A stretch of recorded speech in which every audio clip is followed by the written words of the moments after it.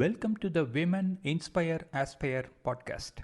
In this episode, I talked to Meera Nair about digital journalism. Hi, Meera. Thanks for accepting my invite to appear in the podcast. How are you doing today? Hi, Venkat. Thank you so much for having me in your podcast. I'm doing great. How are you? I'm doing good. Thanks a lot. How is your day going so far? Uh, it's pretty good, and I think it is a very packed day. And before that, to all the podcast listeners of Venkat, I think it's a great show, and he's doing amazing work here on Spotify. And I think it's worth listening to each and every podcast of yours. And it's a great pleasure to have me in your podcast, Venkat. So thank you so much once again. Yeah, my day, it was lovely. It went as planned. Okay. Thank you for the kind words, by the way. I hope that the listeners enjoy my podcast. I try to bring in variety of different hosts from different walks of life so that they can share their thoughts and expressions. So tell us a bit about yourself. What do you do? Where do you live? My name is Meera Nair. I'm a journalist, digital journalist for over a year now. I was working with India Today for their digital platform, a southern platform basically. It was called So South, which caters only the five southern states in India. That's Kerala, Karnataka, Tamil Nadu, Andhra Pradesh, and Telangana. We used to do, I used to do stories under the beats, politics, civic, arts, and entertainment, and I used to host interviews, mainly celebrity interviews. That's my career in the past 1 year. And beyond that, I'm a dancer, classical dancer to be precise. Yeah, that's me in 2, 3 lines. Yeah. That's pretty interesting. I just came back from a classical performance. Oh wow, where? Bharatanatyam to be precise, and I was Yeah. invited because I'm involved in some climate action initiative. The Bharatanatyam dance was performed about climate action, about climate change, and it was a new concept really. I'm also a member of some climate action committees worldwide, so I'm planning to do a report on this performance and share the pictures and create awareness about the good work they are doing. So it's pretty interesting. And just for your input, Bharatanatyam for climate change is a pretty nice concept, don't you think? Yeah. Even I was thinking about the same, Venkat, because we have seen performances, for the betterment of can be some fundraising kind of program that we have seen many times, but something particular to one concept is very new and fresh, I feel. And how was that performance, and where it was performed, and by whom it was performed, if I may know, Venkat? It's by an organization in Pune. They have come to Bangalore to do the performance. It is being spearheaded by an organization which is into climate action. So that's what it is. Anyway, let's talk about I'm a your poet. dance. How you got interested in classical dance? What kind of classical dance do you do? Oh my God. If my guru is listening to this podcast, he will give nice whack to me now because it's been months I've gone to classes. My teacher, my guru, Dr. Jyotsna Prati, she is settled in Kerala and I'm settled in Bangalore. Going there and all these travels is a bit. Since I've joined here with India Today, I couldn't. And every now and then she used to message me. And for the past 6, 7 years now, no, more than 7, 8, yeah, 8 years. Oh my God. Yeah, 8 years. I am training only in Kuchipudi. Till when I was 15 years old, I used to train like Bharatanatyam, folk dance, Mohiniyattam, everything under one guru. But after my 12th, I started focusing only in Kuchipudi. It's a very, very, very interesting journey to be precise because, and how I got this interest, it's pretty funny actually, Venkat, because when I was 3 year old or 4 year old, I really don't believe remember my age. My mom put me into one Carnatic music class. Okay, that time my elder brother, I have an elder brother. Me, and my other cousins sisters, we all used to go there. I have a pretty good age difference with my brother, so I thought, okay, my amma put me there, and my brother used to sing pretty decently that time, and I was just hardly 4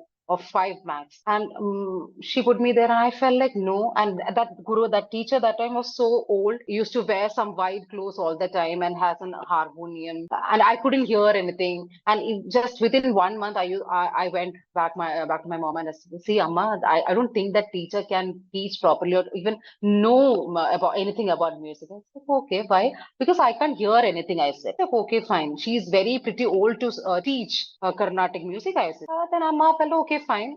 For the past 1 year, her son has said nothing of that sort. But let's say, okay, then she put me into another very young Carnatic teacher. And then within 2 months again, I said, Amma, I think that teacher teaches so fast. I can't, Amma.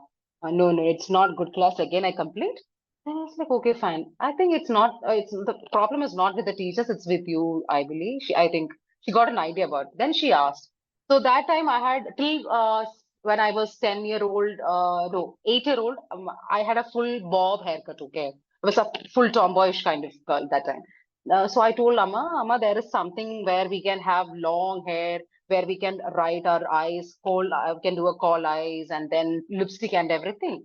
Then Amma was like, okay, do you want to learn dance?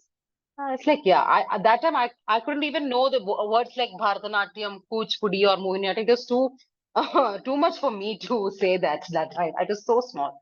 It's like, okay, fine. Like that, she took me to a dance teacher nearby.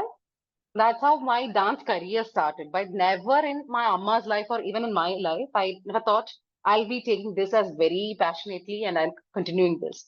But even after having continuous breaks, I never felt like stopping this or breaking this from my life because at some point this has been part of my blood, my routine, and my schedule. Even if I take breaks, visible breaks, I've never taken break from my heart to dance. So that's my passion towards this particular art form, Venkat. It's very beautiful. And day after day, I do miss dancing and that guilt feeling, that dancer's guilt, we say. So that guilt feeling is on point most of the times, especially in the last 1 year, because I couldn't perform anywhere. The last time I performed was, I think, December 2023 and January 2024, beginning that Margari month in Chennai. And that's it. After that, nothing has been, nowhere I have performed. And I'm still waiting for a beautiful performance. I still miss a performance in Bali next, which will happen next month. Sorry, in November. That's how I'm passionate about dancing. But I hope my teacher won't listen to this podcast so that she won't whack me. Wow, that's interesting. I'm hearing it for the second time in my podcast about somebody missing dancing, right? Yeah. I did one more podcast with another dancer. Um, Oh, so I think what you need to do is to keep your eyes and ears open for performance yes. opportunities in Bengaluru. I'm pretty sure that you will find It's not. opportunities if Yeah, I opportunities definitely that is there. But then I'm going to not dance classes, being there, practicing with my dance students, friends. It's that practicing life is something that I miss the most than being on stage. Definitely being on stage and putting that makeup on and everything is something that every dancer misses when they take a break. But it's beyond that. That's what I feel at the moment. Whoever who's listening this podcast at the moment and who's a dancer, please don't waste 10 minutes to spend for yourself. I think it's the best you can do is dance yourself, dance it out. I think that's one of the best way to let it go or let it out. Any other emotions, any hard feelings that you are having for that particular day. Yeah. That's very true. I guess every dancer needs to have the space which is conducive of practicing dancing. That's the first requirement. They get into dancing whenever they want to. So, as they say, when you want to do something, you got to have all the stuff that is needed for doing that ready at your hand or nearby so that you don't procrastinate to do the stuff. So, I guess it's the same with the dancing. That is partially true, I'll say, Venkat, because it's not just to have a conducive space at your own home, but what I say is, the world is your stage, right? So even if you have a terrace, if you're staying in a flat, an apartment, and if you don't have enough space to dance, it's okay. You can go up there on terrace or anywhere. A little space is more than enough. You can adjust your dining table, sofas, everything to a corner, and you will get a small space to to dance. It's just I think set your mind first, then you will have space for everything, I believe. So I do have the space here, but if I want to if I feel like I need more space to dance, to practice and everything, the the particular item I'm practicing needs more space, and I feel like, okay, fine. For a while, I'll just move the sofa and everything to a corner, or let's see how I can do it. Or even in the little space, whatever little space I have, I'll manage to do it there. It's the lack of time. Lack of time, yes.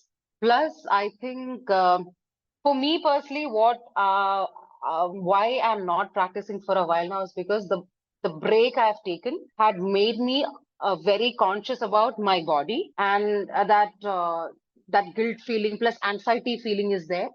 That whether will I be able to dance more confidently that I used to before.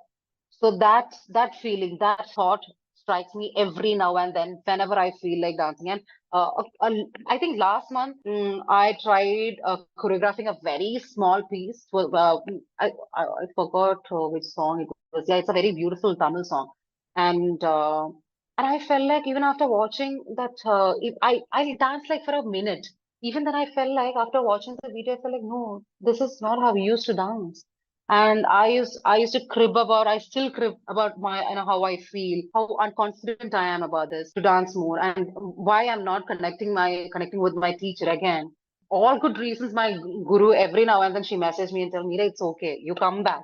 I'm here, I'll teach you, even if however bad position you are in, bad state you are in, like physically, that's fine, I'm here. But still, I don't have that confidence. That's why I still tell my dancer friends, followers, everybody who's watching, listening, or following me anywhere, please go, please do it, because these kind of art forms, that talent you get is such a blessing, such a divine art form, whatever it may be. Even if you are a Carnatic singer, or if you're a guitarist or instrument, whatever it may be, continue doing that, because that's what keeps you sane. That's what keeps you, live happily, peacefully, even when you feel like you're alone.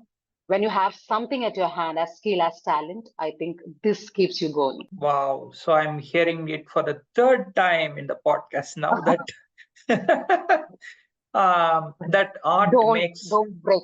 art makes people peaceful and happy and content and divine like, right? So Yeah, yeah, yeah. wonderful. So thanks for the great message. Now let's talk about journalism. How did you get into journalism? Journalism, it's again, that was a very planned move, to be precise, Venkat, because first I did my undergrad and a master's in English.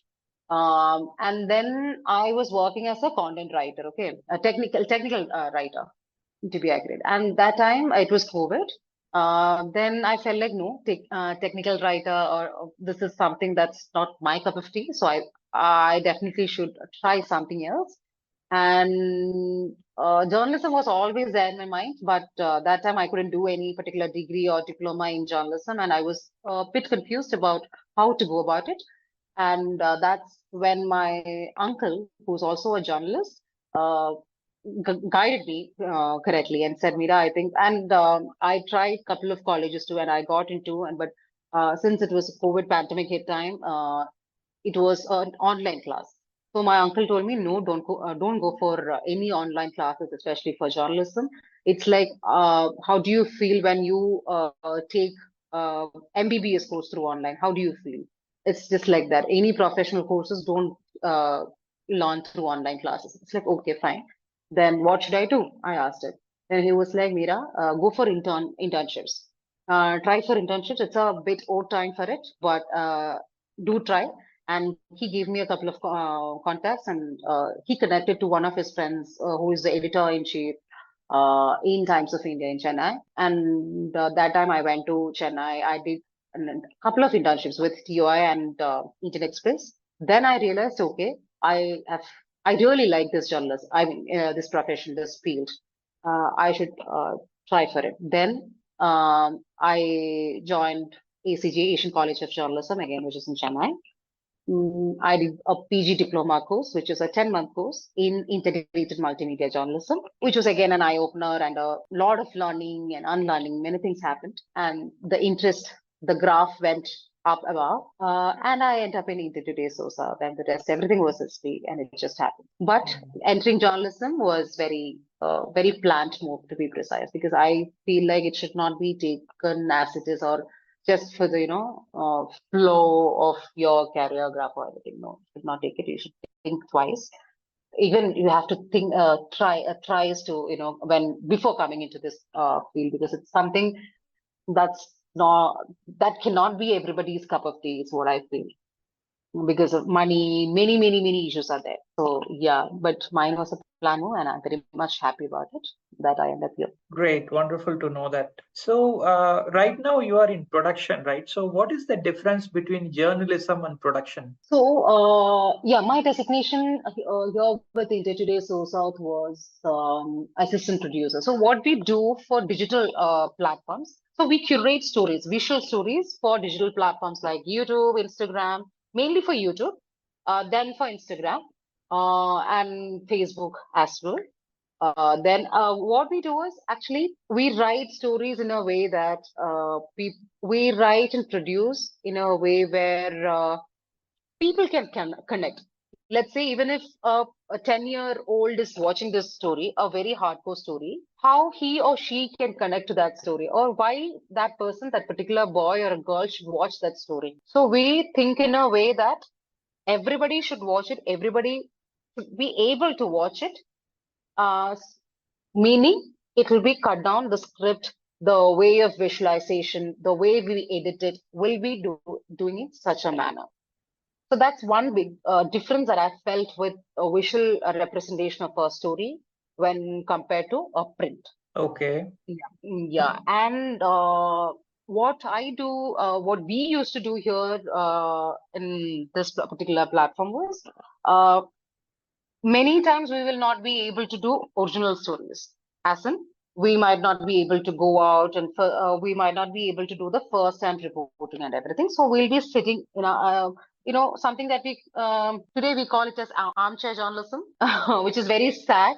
Armchair journalism, I think I see that as the Kali Yuga of journalism, to be very honest. People come to journalism, to travel, to meet people, to communicate, to develop network by meeting people in person, right? That's one big advantage. Digital journalism is something that's taking its way up because people are liking it, especially to watch stories in detail.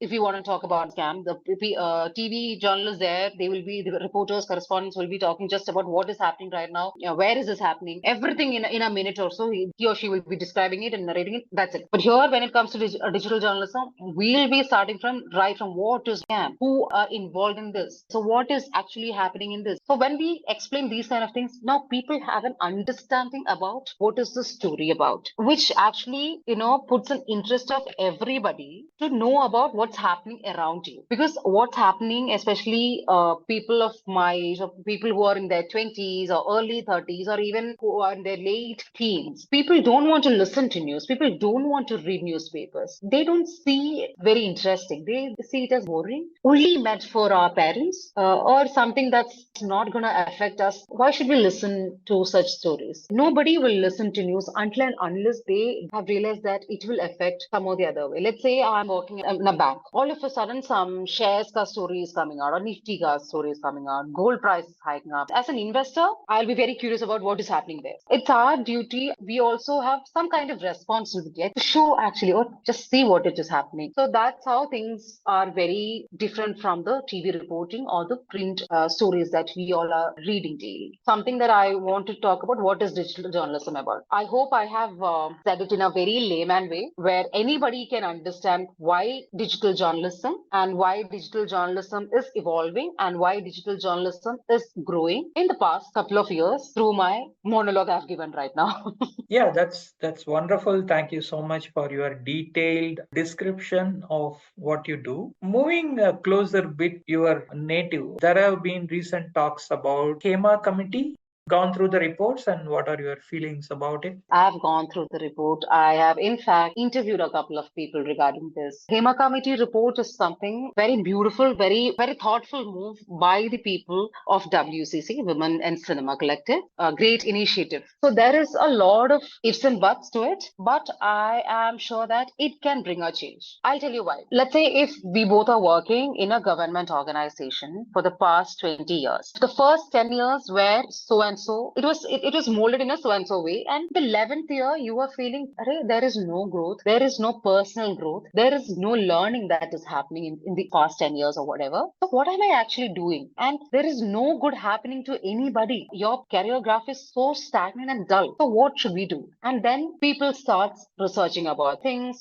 What should we do to evolve these things or so and so areas, so and so sectors? There are people who learn things professionally and then come into this field and then they speak. The problem arises where it can be very it can also seen as old generation versus new generation kind of issue. The feudalistic mindset versus the well-read generation. So this is a power shift. I'm not talking about the power group. I'm talking about the power shift from so and so generation to current generation. That's what's happening in the Malayalam industry right now. This will take time. War take a pretty good time to see an end, right? But it will have an end. It will have a positive end, I believe. But it will definitely take time. Not just the Malayalam film industry. I've heard some reports from the Tamil film industry also. More industries will open up about what is happening, and we all are waiting for that. And soon after the Hema committee report was released, I think the first initiative was taken by the West Bengal film industry there, which was a surprise to everybody.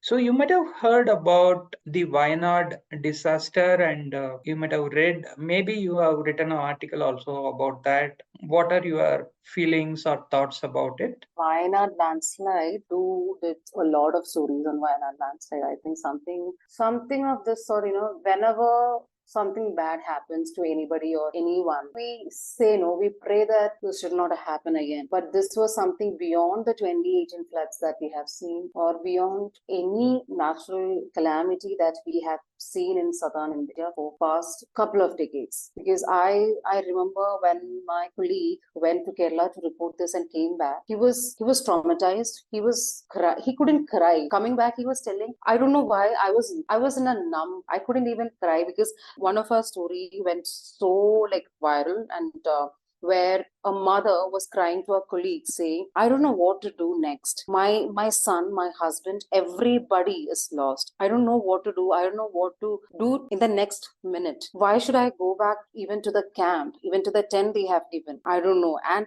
beyond that, whenever they were clearing out the mud, every minute they used to get one hand, one leg, some part of the body. We don't know who is it. And at some point, even the JCB drivers didn't want to do that, but they have to do it. And they were traumatized. And we were badly, even sitting here, when we used to get all the visuals in our server, we are we are so tense to open that particular folder, thinking what we'll be seeing next, how to do the story, and what we should do next to them, for them. Apart from praying, it was such a very bad state we all were in that time. Even now, seeing Sruti's and Jensen's case, we couldn't. So Sruti's parents, I think, including her family, like father, mother, 9% in her family passed away during that Wayanad landslide, and it was just her fiancé who was left, probably the only person of hers who was left. A week ago, he passed away in an accident, Oh my and God. which is the most,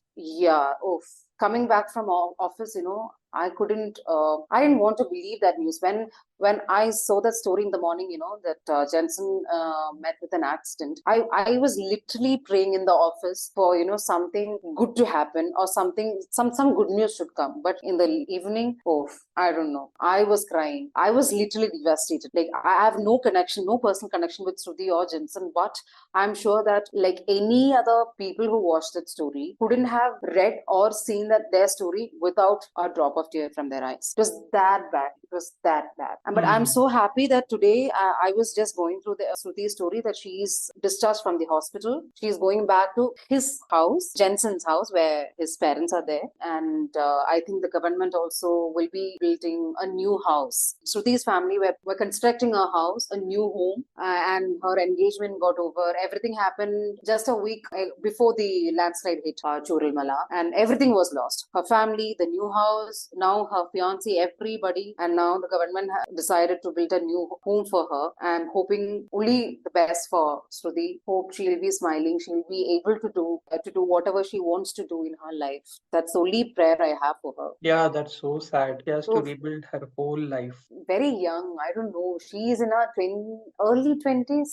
I was 22, 23. Watching her smile was like something, the most beautiful thing that happened to me today, I believe, because I don't know Mm. how to, take the next step. I'll be that devastated. But seeing her like this, it's making all of us happier, praying only the best. Yeah, one good Yeah. thing is she's young, and so she still has a lot of time to rebuild her life, and whatever Yeah, way she wants her life to be rebuilt, she can do that. That's the I think so. only consoling part of it. I just wanted to get a journalist's perspective on this, on the disaster, and this climate change has affected Kerala so much, and there is so much of rainfall, unexpected rainfall in many districts. They're saying that it is because of some Arctic ice glacier melting, and all that water is getting transferred and it is pouring in Kerala. That's what I heard. Uh, The connection is very hard to see, but the climate change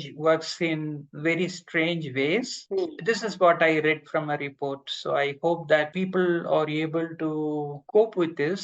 Somebody long back said that, some around 20 years back said that, the southern part of India being a peninsula, and we are covered by ocean on all sides. So when it pours, it's going to pour into the peninsula, and we will have to take precautions to yeah. capture the water, because we are also heavily dependent on agriculture. And so if the water pours like this, it's going to wash away all the fertile soil, and we won't have anything left to do the agriculture on. And the other part is soil erosion is one thing, and the other part is, of course, this landslides happening. So they want that, we have to plant a lot of trees hold the soil together when the water pours and there is a lot of flood. But I don't know how Hmm. many trees we will plant if it pours like this. The trees take at least 10 to 15 years to grow and be big enough to withstand this kind of floods and landslides. But the rains are happening right now,